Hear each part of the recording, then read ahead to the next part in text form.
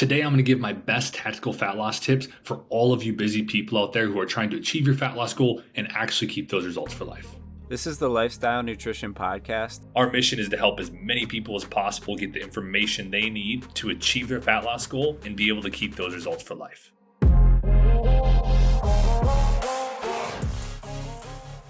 What is going on, everybody? Thank you for joining me on today's podcast. You got Alex again today, riding solo, talking about busy people's guide to fat loss. And so we got an awesome one for you today. But before we get into that, I fucked up.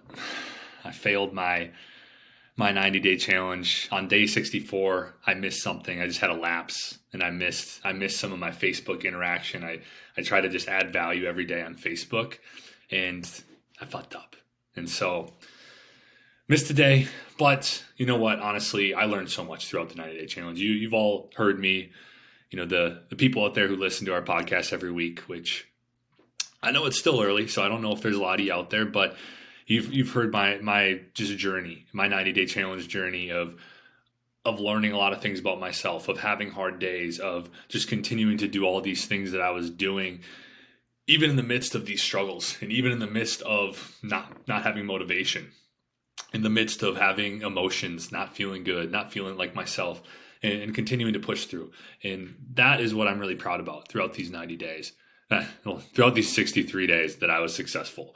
And honestly, I got right back on it the day after. And so got back on it, got back to things that make me feel good, got back to just always continuing to try to find some non-negotiables. And, I kind of adjusted things again and just kind of trying to zero in on my big mission right now in life, and trying to help people, trying to help as many people as possible, trying to get the best possible service I can to my clients and everybody in my Facebook group and really everybody out there. That's my ultimate goal and my ultimate mission right now. So I'm trying to align all my actions in that way. And I think that is something that a lot of people can do. I know one of my biggest struggles that I'm always working on this, I spread myself too thin. And I kind of realized it a lot more over the last month that I kind of have my eggs in so many different baskets that the baskets, this is a terrible analogy, but the baskets don't move. It's almost like if I had like 5 cars out here and, I can't really push all of them, right? Like, it's like if I have one, then I can push it. And that's a terrible analogy too, but I'm trying to think, everybody knows what I'm talking about. If you have too many things, if you spread yourself too thin, you really can't move anything. You can't move the needle on anything. So I'm trying to zero in on a mission, zero in on something I'm really passionate about mastering, something I'm really passionate about moving the needle on, and just focusing on that. And I think that's a great thing for everybody to kind of try and do. And another thing, so I continued my reading. So I'm reading like probably an hour a day at this point, because I'm trying to cut off Netflix. I'm actually doing like a TV detox. I'm trying to stay away from, I spend a lot of time on Facebook because I do have my Facebook group there. If you're not in my Facebook group, you got to get in there. First off, it's Metabolism and Weight Loss Secrets for Busy Women. It really plays into this episode today about the busy person's guide to fat loss. And if you're not in my Facebook group, make sure you get in there. I have 5 live trainings a week in there. I do a live workout every Saturday. I do a live meal prep or a live, recipe on Tuesdays. And then, some of the other live trainings are just on random topics, like just different things like this, like that I talk about on the podcast, binge eating, scale anxiety, ways to keep the weight off for good. Like some of the different things we've talked about here, I've talked about in my group as well. And I'm always trying to cater to everybody. So if you're not in my group, make sure you join my group. But yeah, I've been trying to stay off, do like a detox from my phone as much as possible, really trying to preserve my mental health.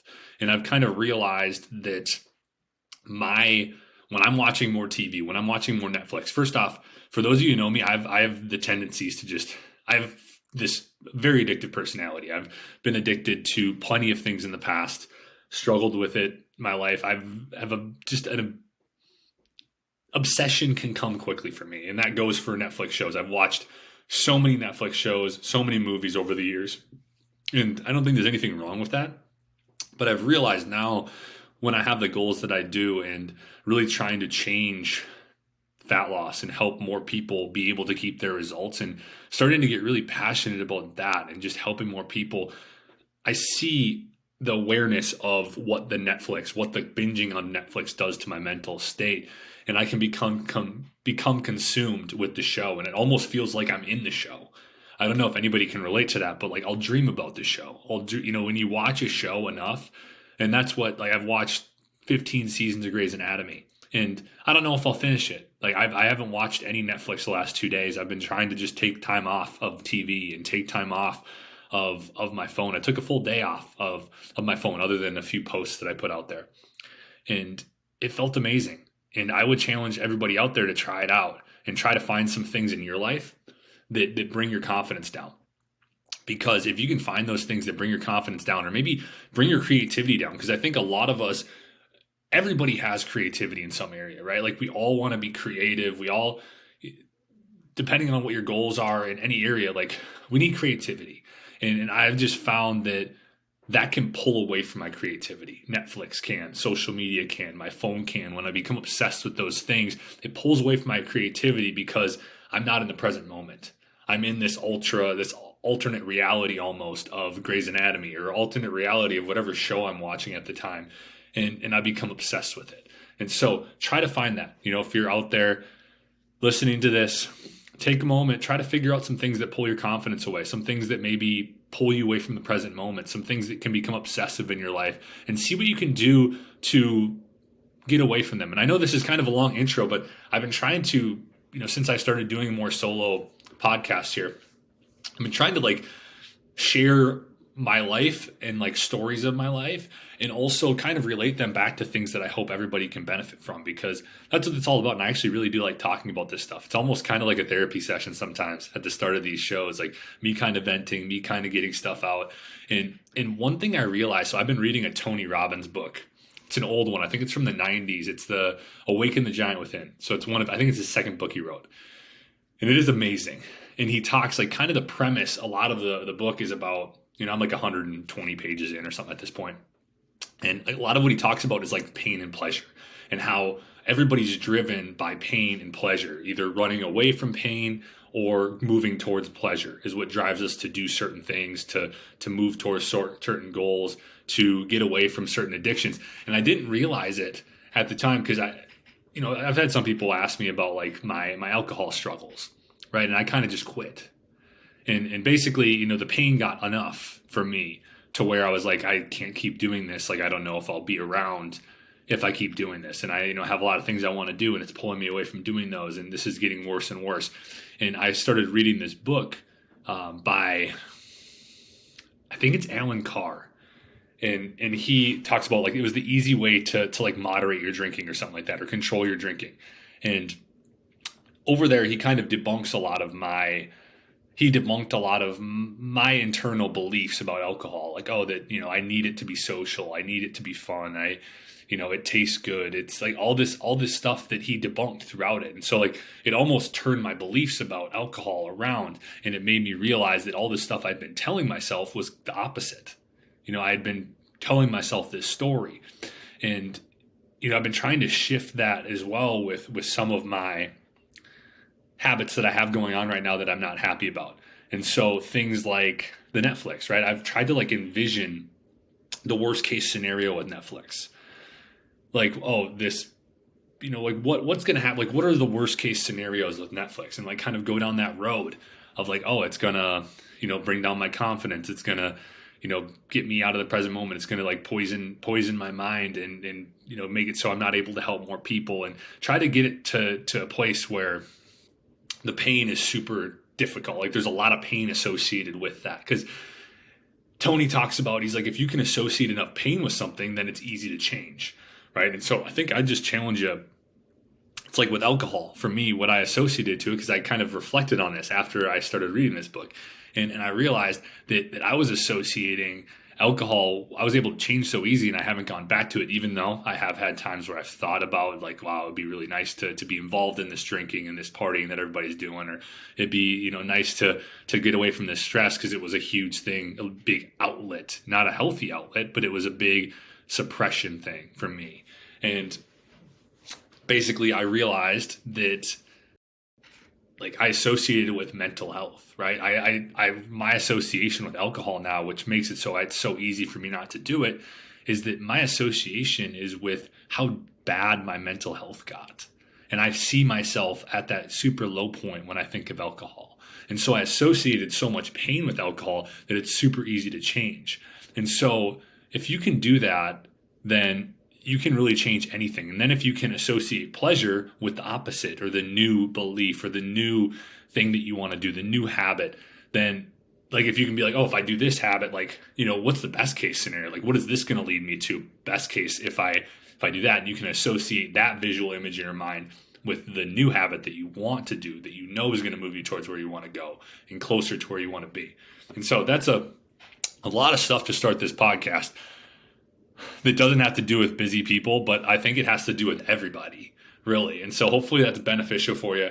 I'll get right into this next segment, which is all around the busy person's guide to fat loss. And so, like I said, this is something I'm really passionate about. I'm very busy, and so I use just about every one of these things that I talk about on here. And I think this podcast is super beneficial for, especially moms and dads out there. You got kids running around, you're bringing them to A and B and place to place and sports and, dance and wherever the hell they're going, you're bringing them to these places and you're like, Alex, I don't have enough time to do the things I know I got to do to achieve my fat loss goal. Like I'm trying to lose weight, I'm trying to lose fat, I'm trying to get healthier, and I can't do it. And so today what I'm going to run you through is just different things you can do to help fit those things into your day. Because I know that one of the biggest things is time, right? Like we all do have the same amount of time, and I would challenge you all that before I get into these awesome tips around habits, nutrition, lifestyle, and also workouts, what I'm going to run through today, that I would challenge you to just look at what you're spending your time on. Because I know I talked about Netflix at the start of this podcast, and I know a lot of people spend a lot of time watching Netflix, a lot of time watching TV. Probably like I've spent plenty of days where I watch 3, 4, 5, 6, 7 hours, maybe even more of TV and binge watch a whole season of something, right? And that's perfectly fine. I'm not saying that that's not fine. I'm just saying if you're complaining about not being able to do certain things, the first thing I would do is just look at your schedule. Where are you spending your time? How much time are you spending on your phone, on social media, on Netflix, on things that aren't serving you, right? Because those do have their place, right? I think that those all have their place. But if you're using those instead of doing some of the habits that are going to make you feel better, then you start to get into that point where it's like, okay, well, you do have time, right? And so that's what I would say first off. But now getting into just some different habits, some different tips that can really help all you busy people out there be able to achieve the fat loss goals that you're after, be able to find the time, be able to just help you eat a little bit healthier and just save you some time throughout the day during your busy days of running around, working a job, getting your kids from everywhere they have to be, and be able to also see the results you want that stick. So number one tip is just to keep your plan as simple as possible. So I've talked about this plenty. I think this is one of the biggest things that anybody can do, whether you're busy, whether you're not busy, but especially if you're busy, keep it as simple as you possibly can. Don't try to do too much. Keep it to, a few things a day that are going to move you forward. Figure out where your struggles are at, right? Like I talk about sleep and stress being two of the biggest struggles that a lot of people, probably most people that I see that come into my coaching program, they are struggling with sleep and stress, or at least one of them. Right? They're very, very closely linked. Find what struggles you have.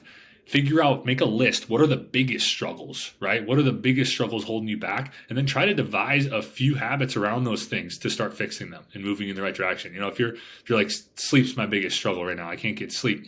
First off, what can you do to maximize your sleep? Right? What can we do to get can you make a habit daily to get 15 to 30 minutes more of sleep? Right. And then, it's like, okay, we've maximized our sleep. What else can we do? Right. Like, what else can we do? Well, you can make it a plan, if it's possible, to get out in sunlight in the first 60 minutes of getting up, whether that's just for 10 minutes, go on a walk around the block. It doesn't even have to be sun out, just like the rays, and obviously sun helps, but that's one of the biggest things that can help us get to sleep a little bit easier. It can help produce some serotonin, which is the precursor to melatonin, which helps us get to sleep at night. And, there's different things you can do. If you're like, Alex, stress is the biggest thing. Like, let's devise a few daily habits that you can stick to around stress. Keep it simple. 2 to 3 daily habits. Maybe that's a walk, a step goal. Maybe that's a water goal. Like, I'm going to try to hit X amount of ounces of water daily. Maybe it's, I'm going to, you got a weekly goal where it's like, I'm going to try to get 3 workouts in a week. Maybe it's something around just like I said, your sleep. Maybe it's something around like spending 15 minutes for yourself each day and prioritizing yourself so that you can keep your stress levels lower and manage those stress levels during your busy life. If you keep things as simple as possible with your plan, you're going to be more consistent. And that is what I want you to understand, is that we're all looking for consistency here. If you're busy, do what you can. Keep it simple, do what you can, and build on it. Build on these simple habits that you can comfortably do during your busy lifestyle. And trust me, as you get better with those things, you're going to feel better, right? Like you're going to be getting into a better place with these struggles. Maybe you're sleeping better. Now you have more energy throughout the day. You got more bandwidth. It's easier for you to do all these things. Like all of this stuff plays a good factor. Then you can start building on these habits even more. You can add more in and start to be able to do more and get into a better place for fat loss and just into a better place to see sustainable results. And so that's the first tip. Tip number 2 is to have 15-minute daily planning sessions. This might be my favorite one. And I think something that everybody could benefit from. And 15 minutes is like just a random number, right? It doesn't have to be that long. It can be longer depending on what you're doing. And this is my favorite thing for busy people to do, because I think that this habit of getting into this habit can be beneficial in all areas of your life. And what I do is I sit down, and I do this every day. I literally have a sheet, and I use what Andy Frisella, he has like a power list, and I write down 5 things on my power list. That's a part of my daily planning session, like 5 essential tasks that I need to get done the next day. But for you, when it comes to daily planning sessions, I would get them around workouts. I would get them around food, making sure that you have your meals ready, your snacks ready for the next day. If you're super duper busy and you're tracking your food, maybe going as far as like tracking all the food you're going to eat the next day so that you can take the guesswork out of it and do that. Maybe going as far as making that food up, putting them in Tupperware containers. All you got to do is get them out, warm them up, setting yourself up for success. Maybe scheduling in walks in your day. You're like, okay, I can get a 10-minute walk in here, here, and here. Just kind of finding things, whatever your non-negotiables are, whatever habits that you've developed for your day, your 2 to 3 habits, your 2 to 3 non-negotiables, where can you fit those in throughout your day? And so this just kind of is sitting down for 15 minutes or so, whatever that is, less, whatever that is, more, and taking this as far as you want to. The more you take it, the farther you take it, the more you prep, the easier your day goes. And I think this is also one of the biggest stress relief tactics out there too. It's going to take a lot of guesswork out of the next day. It's going to take a lot of stress out of the next day. You already have a plan. You already know when stuff's going to get done.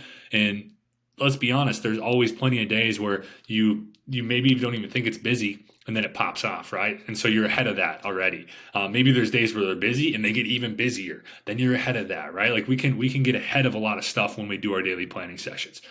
The third tip is to find the bare minimum habits that you can stick to every day, no matter what. And so this kind of goes back to keeping it simple as possible. I won't go too deep into this, but this is about finding like your floor habits, finding these things that you're like, you know what, no matter if I have the craziest day, no matter what happens, I can do these 2 things, these 3 things.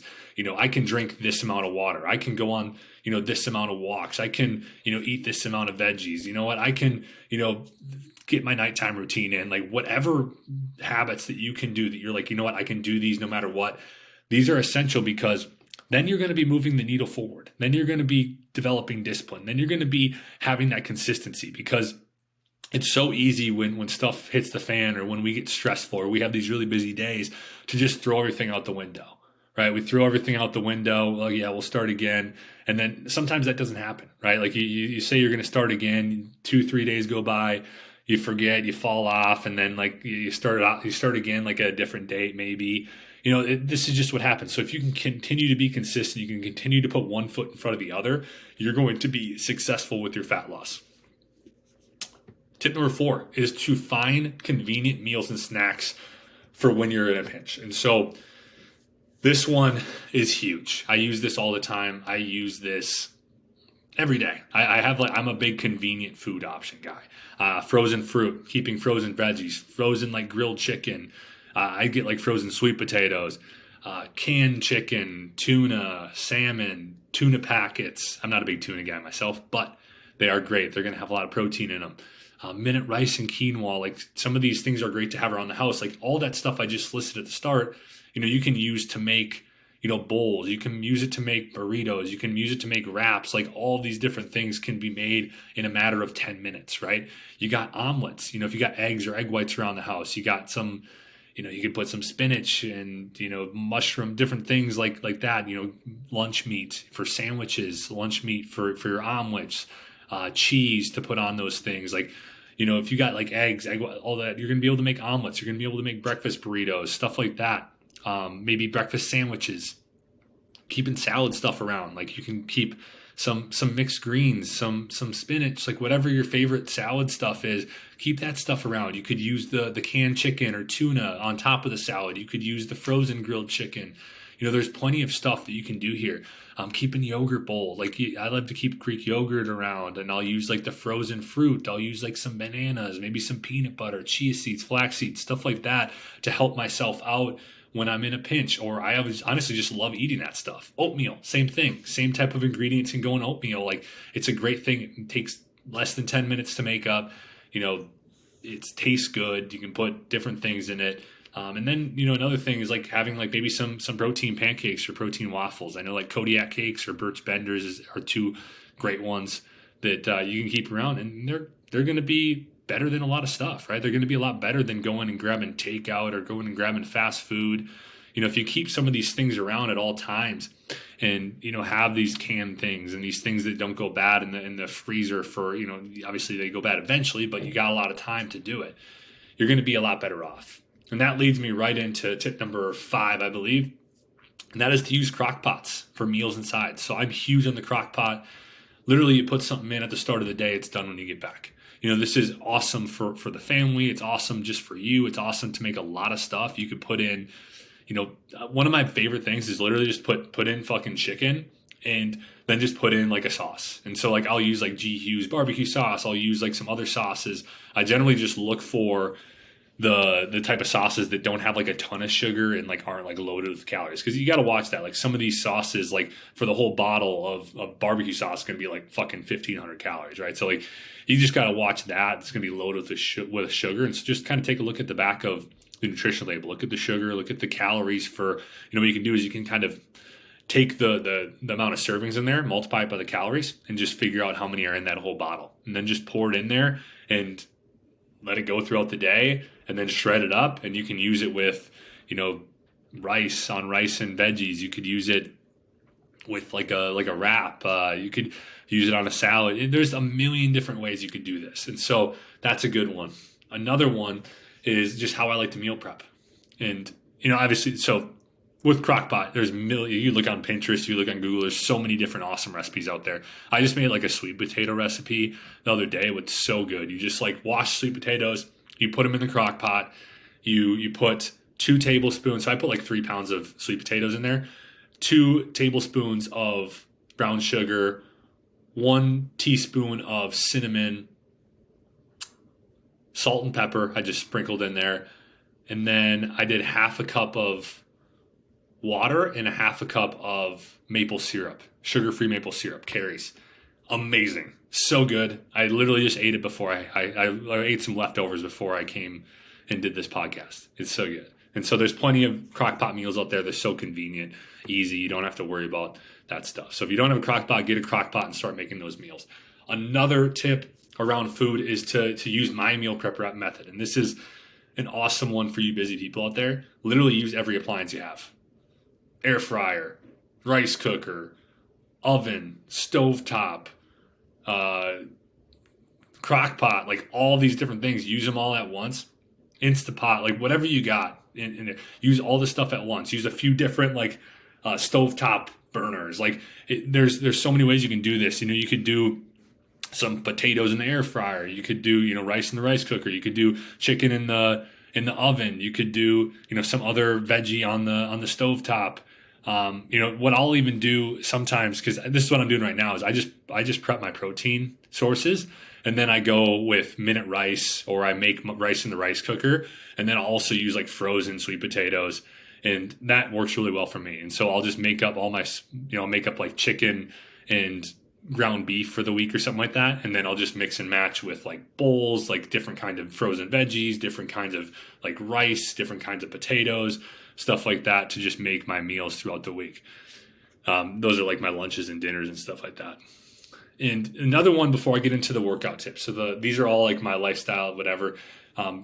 Don't beat yourself up when you fall off. I think this is the last tip around this, is like, it's so easy when you're overwhelmed, when you're busy, to like be like, oh, I fucked up. Like beat yourself up and just constantly derail yourself and make it so much harder on yourself long term, because you're constantly beating yourself up. You turn one day into 1 week, 2 weeks, and then, it becomes a lot difficult to get back on. And so what I would just say is that you're only 1 second away from getting back on track. I say this all the time, and don't go into the mindset of, we'll get back on Monday. Get back on it as quick as possible. When you fall down, get back up. And one thing I've realized over time is that when you do practice this, and you do have that mindset of that I'm just 1 second away from getting back on track, it gets easier and easier. And I'm not saying that you're going to get back on track in 1 second, but if you know that you're literally, that's all it is like flipping the switch and understanding that you're back on track, it's a mindset, right? And so if you can develop this mindset, you'll get back on quicker. Like, I'm at the point now where when I fall off or something happens, like, I get back on super duper quick. And I've realized by reflecting on it that it's happened quicker and quicker and quicker each time that I go. And so just keep practicing that. Don't beat yourself up. Give yourself grace and understand that you're doing great and that you're doing what you can do. Control what you can control, right? Do your best. Control what you control. You should be very, very happy with yourself if you're doing that.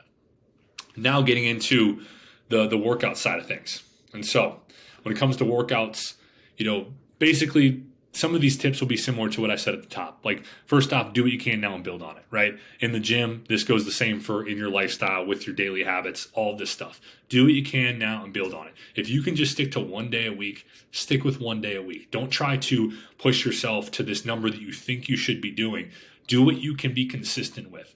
That is going to lead to the best results, because if we constantly think we should be doing 3 days a week, and we say we're going to do 3 days a week, but we're always falling short and doing like 1 day a week, we're just going to be losing that confidence. We're just going to be taking that confidence down over the weeks, over the months, and you might not notice it right away, but you're going to notice it eventually. And so make sure you're not doing that. Do what you can, build on it as you go.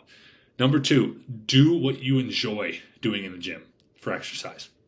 Don't do a bunch of shit that you hate, right? You're not going to be very consistent with that. It's not a good approach to seeing great results, doing stuff that you don't like. Now, I would say if you like resistance training, that's going to be the best for fat loss. But in the end, what the best for fat loss for you is what you can be consistent with. And so find what you can be consistent with and what you enjoy, and do that throughout the week. And make sure you're not doing too much. Like, that's what I would say as well. Like, you can do too much. I did it. This guy right here is your example of doing too much. I used to work out like 6 to 7 days a week, super duper hard, do tons of cardio, do like 2 a days, shit like that, trying to burn as many calories as possible. And over time, this is what happened. Just nosedive, just energy tanked, sleep tanked, hormones tanked, all this stuff tanked, right? So don't do that. That's what I would say on the caveat there. Especially if you're busy, you're probably got a lot more stress, and that's just going to add to the stress. So make sure you're allowing yourself to recover. Tip number 3 around workouts is understand that you don't have to do these long workouts for it to be a good workout. I used to think that for it to be a good workout, it has to be like 60 minutes plus. And I know that is complete and utter bullshit.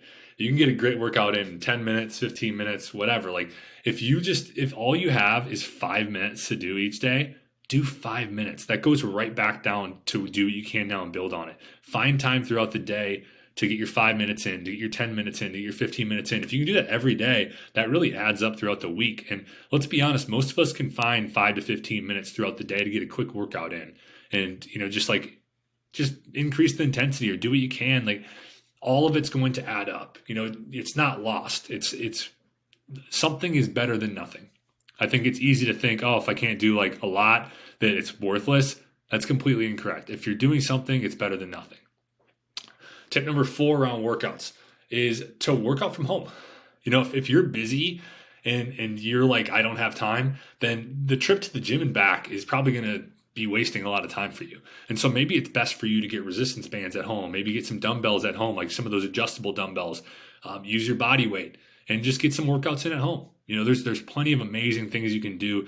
I'm honestly a huge fan of resistance bands. I think that they are a great way to start adding to body weight workouts, and they're a great way to just be able to do so many different things. Like you can do amazing things with resistance bands, and they're very, very cheap. They're like $25. I literally was just talking with a client about this the other day, and she was like, I think I might get some resistance bands, and I sent her over the link to the ones that I use. It was $25. They have 5 different levels of resistance bands. So you can kind of, as you get better with the exercises and as they get easier, you can go up to the next poundage, and it just becomes awesome. It's great. Tip number 5 around workouts is schedule your workouts in each week. I think that you can use the daily planning sessions for this. I won't go into this, but like if you schedule the workouts into your calendar, it's going to increase the consistency. And that's not to say that they can't move, right? We can always move the workouts if we need to, but schedule them in, hold yourself to it, and just stick with it. And you will continue. If you do that, then you're not going to miss it, right? Like it's going to come up on your calendar. You're going to get the reminder. It's like, hey, it's time to work out. All right, awesome. I'm going to do it. It starts to become a habit if you do that, and you don't miss workouts as much because it comes up on your calendar. So schedule them in at the start of the week or the day before, whenever you got to do it. Look at your schedule, find a time that works, put it in there. And then lastly, the last two tips around workouts is, first off, minimize rest periods. So if you want to get quicker work done, you want to get more out of your workouts in a quicker time, have shorter rest periods, have like 30, 60-second rest periods. You don't have to always do this. I think it's good to take more rest periods depending on what you're trying to do, what goal you're after as well. But if you're trying to get more done in a shorter period of time, doing that, utilizing things like supersets, which is like 2 exercises back to back, using things like giant sets, which is like 4 exercises back to back to back to back, like all this stuff. Those can be very, very good approaches to get a little bit more done in a shorter period of time. And then lastly is, if you're working out at the gym, have a plan of attack going in and have alternate exercises that you can do. And so I like to have at least one extra exercise that I know I can do for each of the exercises I'm doing in my day. So have a plan means know the exercises you're going to do that day. Don't just go in and willy-nilly pick exercises to do. Know what you're going to do. Have a plan of attack. So it's going to minimize the amount of time that you're walking around aimlessly, wasting time, whatever. And then also having alternative exercises is going to waste that time when somebody's on the machine you're using or somebody's on the bench that you want to use. There's so many times when that'll happen, right? You have oh shit, I was going to do this. If you have an alternate exercise where you're okay, if this is taken, I'm going to do this, then it doesn't even phase you, right? It's okay, oh, you know what? I'll just go do this dumbbell exercise. And that's what I like to do is I like to make my alternate exercise, if the initial one isn't, a dumbbell exercise. Cause then I know, I'm going to be able to find a spot, right? Cause it's, at least in my gym, there's a lot more dumbbell benches, but also at the same time, you can do standing dumbbell exercises too. And all you got to do is find a little spot in the gym to do that. And so that's what I got for you today. Hopefully this has been helpful. I gave you tons and tons of tips on if you're busy and you're struggling to find the time for everything. So this is just basically just all the tips I could think of today to help all of you busy people out there be able to achieve fat loss in a way that doesn't feel terrible. Because I think that sometimes it can feel like you don't have time for anything. And I think understand that in the end, the biggest thing you can do is just do what you can do. Not try to overexert yourself, not try to do way too much. It's so easy to do that. It's so easy to try to push to what we think we should be doing. But in the end, what you should be doing is what you can do, what you can be consistent with. And so that's what I'll leave you with. And also, I appreciate it if you'd subscribe, if you'd like this, if you'd rate us on iTunes or on Spotify. It really helps us get this podcast out there. And we appreciate everybody watching. And I hope you have a good rest of your week.